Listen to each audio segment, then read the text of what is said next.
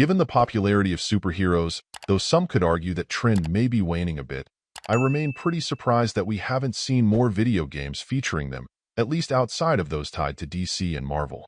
The thing is, way back in 2002 I remember a great superhero strategy game hitting the market in the form of Freedom Force, which absolutely showed the way, doing well enough to even get a sequel. The Switch did get a game in a similar vein called Sentinels of Freedom a few years ago, but on the whole the scene has been pretty quiet. Enter the varied and generally quite creative vigilante heroes of capes, working to try to save a city that has been turned against them. I do appreciate the effort put into trying to give the game a fleshed-out story, even if it is very trope-laden fare that will likely often feel familiar.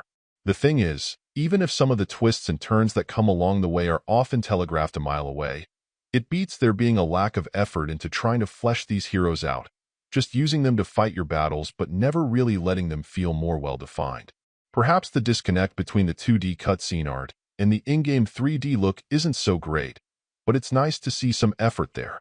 On the gameplay side of the coin, there's mostly good news as well, though that may depend on the specific style of strategy you're looking for.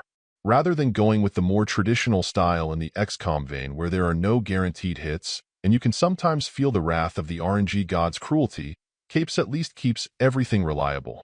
That does arguably shift the game into a middle territory between strategy and puzzles in some regards, but that doesn't make it less satisfying. Once you've accumulated a more full roster of heroes, you'll absolutely need to put different combinations of them through the paces to get a feel for your preferred teams, and also to simply level your key folks up.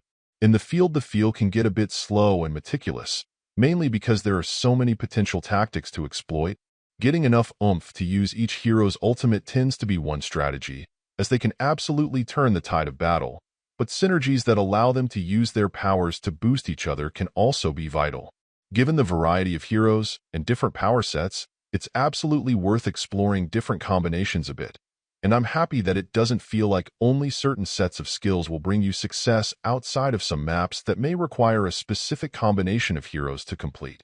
All in all, while perhaps in the end Capes doesn't quite hit the same highs as some of its peers, it still has a distinctive look and feel, some well-designed heroes, and a fair degree of general challenge.